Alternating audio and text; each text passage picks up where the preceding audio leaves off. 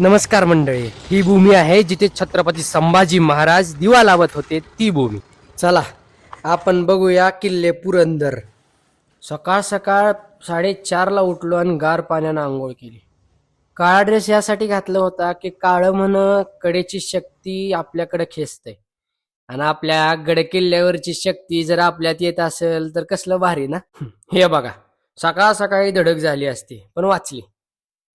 मस्तपैकी हात बीत वर करून मी आणि माझा मित्र निघालो किल्ले पुरंदर बघाया. नमस्कार, जय शिवराय. मी समर्थ काळे आणि अथर्व देशपांडे.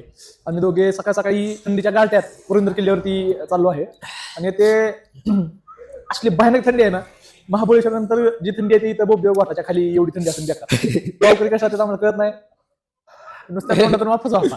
त्यामुळे एक्सपिरियन्स भयानक काय खतरनाक आहे. आणि ऍक्च्युली आम्ही संध्याकाळी ग्लोव्ज घेतले होते, ते ग्लोव्ज सुद्धा हातातले आम्ही विसरलो घरी. आता आमची पक्के झाली आहे, फाटून हातात आलेली आहे का हाताची म्हणून परिस्थिती आलेली आहे आता. बाय बाय कशाला, आम्ही गावकरी आहो बरं का. पण आता पुण्यात राहतो, काम धंद्याला बघावं लागतं. मी सिव्हिल इंजिनिअरिंग आहे आणि हा फर्ग्युसन कॉलेजला टाइमपास करतोय. काहीतरी करावं लागतंय पोटा पाण्यासाठी. आता आम्ही पुरंदरला चाललेलो आहोत, मग भेटूयात पुरंदरवर. आणि प्रत्येक संभाजी महाराजांच्या आणि शिवाजी महाराजांच्या मावळ्यानं फॉलो करायचंय बरं का. आणि ऐका माहिती आता. हाय जय शिवराय. आम्ही चाललोय पॅकिंग होऊन पूर्णपणे पुरंदर किल्ल्यावर. आणि अशा रीतीने असली थंडी आहे ना बेकार इकडे, थंडी मोकार हॉर्न सुद्धा गारत नाही, हॉर्न सुद्धा घरात नाही, वाजितच नाही. काय झालं, ही म्हणत होता महाराजांचे मावळे कसे जात असतील गोठ्यावर. तेव्हा मला त्यांची एवढी ताकद होती का आपण विचार माणसं तशी होती, ती ताकद तरी होतीच पण माणसं तशी होती. आपल्याला जाटभर थंडीला ईदभर आपण हे करतोय, ईदभर थंडीला जाटभर आपण मोठं करतोय. पण त्या काळात मावळे कसं काय हे करत असेल तुम्ही. आई भवानी कृपा करोनी. आणि मग काय ठरवलं आपण, म्हणायचं मावळे आहेत आपण आणि चाललोय असं लढायला. चला चला ओ राजा पुरंदर बघाया. आमच्या मुरारबाजी देशपांडे काकांना आम्ही विनम्र अभिवादन. आणि आमच्या स्वराज्याच्या दाखल्यात आणि जन्मच्या किल्ल्यावर झाला त्या किल्ल्याला आम्ही बघायला चाललोय. किल्ले पुरंदर, जिथे त्या दिलेर खानाच्या छतावर बसून दिलेर खानाला त्या हत्तीवर बसला, त्या हत्तीच्या दिशेने तलवार घेऊन पुढे सरसलेले मुरारबाजी देशपांडे काका. ज्या देशपांडे काकांनी मुरारबाजी देशपांडेनं त्यांचं धैर्य बघितलं, शौर्य बघितलं, त्यांना लालच दिलं की तू दिल्ली दरबारी चल, मी तुला मोठी नोकरी देतो, हे करतो, ते करतो. पण मुरारबाजी देशपांडे काका डगमगले नाही. निष्ठा का असते त्या माणसाने पहिल्यांदा स्वराज्याची कोणी अवघ्या 700 मावळ्यांनी पुरंदर ताब्यात ठेवून लढला गेला. आणि आईवाल्या दिलेर खानानं ज्यावेळेस वरून हत्तीमध्ये बसून मुरारबाजी काकांवर बाण चालला, त्यावेळेस आमच्या काकांनी त्याग केला.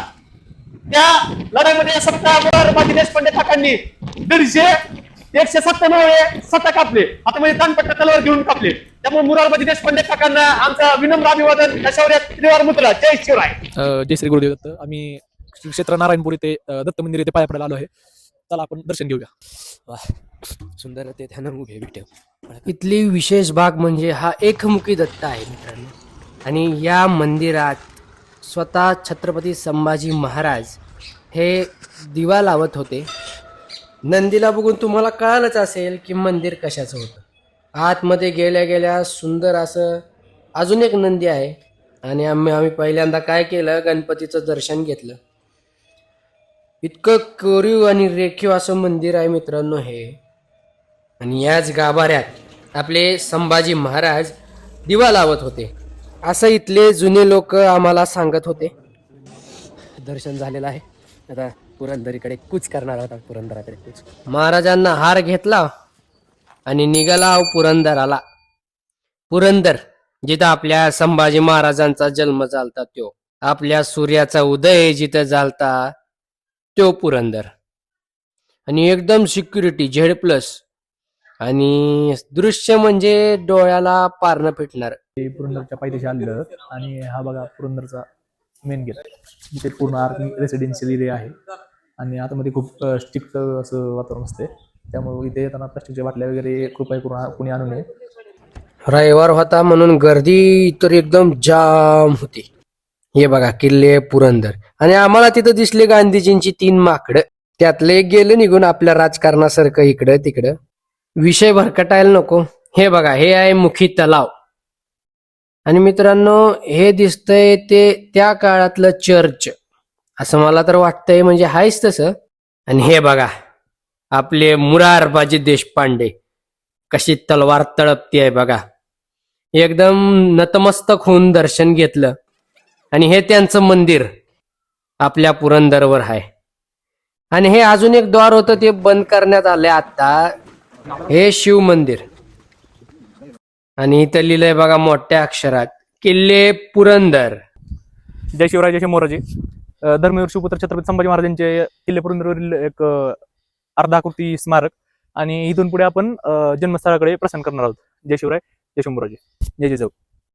आणि हे जन्मस्थान आपल्या महाराजाचं छत्रपती संभाजी महाराजांचं. मित्रांनो तुम्हाला एक सांगतो की जर तुम्हाला माहिती हवी असेल तरच हा व्हिडिओ पूर्ण बघा, कारण आपल्या महाराजांची आपल्याला माहिती हवीच. जय जय जाऊ जय शिवराय जय शंभूराजे. आपण शिवपुत्र छत्रपती संभाजी महाराजांच्या जन्मस्थळाजवळ आलेलो आहेत आणि येथे शिवपुत्र छत्रपती संभाजी महाराजांचा जन्म झाला होता. हे त्याचे स्मारक आहे आणि वर त्यांच्या युवराज छत्रपती संभाजी महाराजांच्या राज्याभिषेकाचा छायाचित्रण केलं एक भली मोठी फ्रेम आहे. हे 2 छत्रपती संभाजी महाराजांचे रिअल फोटो आहेत. हा आणि हा एक धर्मवीर शिवपुत्र छत्रपती संभाजी महाराजांचा राज्याभिषेक 16 जानेवारी 1651 साली पार पडला होता रायगड किल्ल्यावर. तर दरवर्षी 16 जानेवारीला इथे पुरंदर किल्ल्यावर भरपूर मोठ्या प्रमाणात शिवभक्त आपला उत्सव साजरा करण्यासाठी येतात, आपल्या राजाचा राज्याभिषेक साजरा करण्यासाठी. येथे आपण बघू शकता की धर्मवीर शिवपुत्र छत्रपती संभाजी महाराजांच्या समाधी स्मारकाचे फ्रेम फोटो आहे जे वडुतुळापुरा येथे आहे.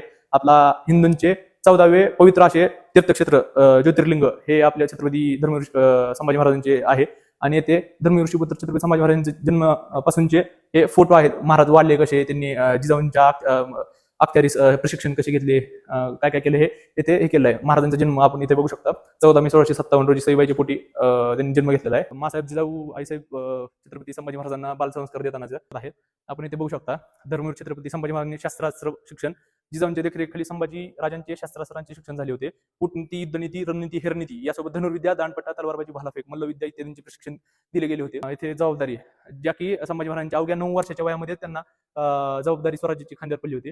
जे की संभाजी राजांना मोगलांचा 70,000 मनसबदार नेमण्यात आले होते. त्यांच्याकडे वराड व खानदेशची सुभेदारी आणि गुजरात व मावळा प्रांताची जबाबदारी दिली होती, जे की या फ्रेम मधून आपल्याला दाखवण्यात आले आहे. आणि येथे आदर धर्मवीर शिवपुत्र छत्रपती संभाजी महाराज आपल्या मावळ्यांचा किंवा सरदार लोकांचा कसा आदर करायचे दिले आहे. संभाजी राजांना धर्मशास्त्र, नीतिशास्त्र, राजनीती, दंडनीती यामध्ये विशेष रुची होती. वयाच्या 14व्या वर्षी प्रगल्भ लेखक म्हणून तयार झाले होते. त्यांनी बुधभूषण, नक्षीकांत असे अनेक ग्रंथ त्यांनी अल्पवयातच लिहिले गेले. विलायती वकिलांची चर्चा संभाजीराजे दुभाषी मध्यम स्थितीशिवाय विलायती वकिलांची इंग्रजी व फ्रेंच भाषेतून चर्चा करत होते. त्यांच्या ह्या मुत्सद्दीपणामुळे परकीयांची पारदर्शक व स्वराज्य हिताचे करार झाले होते. अवघ्या वयाच्या 14व्या वर्षी आणि वयाच्या 16व्या वर्षी युवराज छत्रपती संभाजी महाराजांना 14 भाषेचे ज्ञान पारंगत होते. येथे हिंदवी स्वराज्यासाठी आपले सर्वस्व अर्पण करणारे निष्ठावंत सैनिक, सेनापती, सरदार आपल्या त्यांची ते नामावली दिलेली आहे. छत्रपती शिवाजी महाराज टू छत्रपती संभाजी महाराजांचे सरदारांची ते नाव देण्यात आले. शिवाजी महाराजांचे श्री शंभो शिवजातस्य मुद्रा देवरी वराजते यदंकस्य विनोलेखा वर्ततस्य नोपरी हिंदवी स्वराज्य रक्षक प्रजा वत्सल्य महापराक्रम योद्धा वयाच्या 14व्या वर्षी 4 ग्रंथ लिहिणाऱ्या संस्कृत पंडित संभाजीराजांचा जन्म 14 मे इसवी सन 1657 रोजी किल्ले पुरंदर येथे झाला. छत्रपती शिवाजी महाराजांसारखे युग पुरुषाचे पुत्र असल्यामुळे रणांगणावर मोहीम आणि राजकारणातील डावपेचांचे बाळकडे त्यांना लहानपणापासून मिळाले. शिवाजी महाराजांचा राज्याभिषेक सोहळा झाला त्यावेळेस आपल्या छत्रपती संभाजी महाराजांना युवराज म्हणून घोषित करण्यात आले. युवराज म्हणून संभाजीराजांच्या नावाची घोषणा करण्यात आली. पराक्रमी, बुद्धिमान, प्रजाध्यक्ष युवराज, प्रजाहित दक्ष युवराज मिळाल्याबद्दल प्रजाजन व सैनिक आनंदले होते. हे त्याचे छायाचित्रण आहे. आणि हा बघताय हेनरी ऑक्झिंडन युवराज धर्मवीर छत्रपती संभाजी महाराजांना मुजरा करताना. हे मोगलांची दानादान उडून देणारे छायाचित्र आहे. धर्मवीर छत्रपती संभाजी महाराज स्वतः युद्ध रणांगणात उतरल्यावर किती रणतांडव करत असलेल्याचा आपण विचार करू शकता या फ्रेमवरून. धर्मवीर छत्रपती संभाजी राजांना जेरबंद करण्यासाठी आलेल्या मुकरब खानावर मराठ्यांनी प्रति आक्रमण केले. महालजी बाबा घोरपडे, कवी कलश जे की महाराजांचे अतिशय प्रिय मित्र होते, आघाडीवर राहून सैन्याला प्रेरणा देत होते. हे त्याचे छायाचित्र आहे. त्यानंतर आपले युवराज छत्रपती संभाजी महाराज पकडले गेले, जे की 80,000 पुत्री एका सिंहाच्या छाव्याला पकडायला आले होते. जय जिजाऊ जय शिवराय जय शंभूराजे.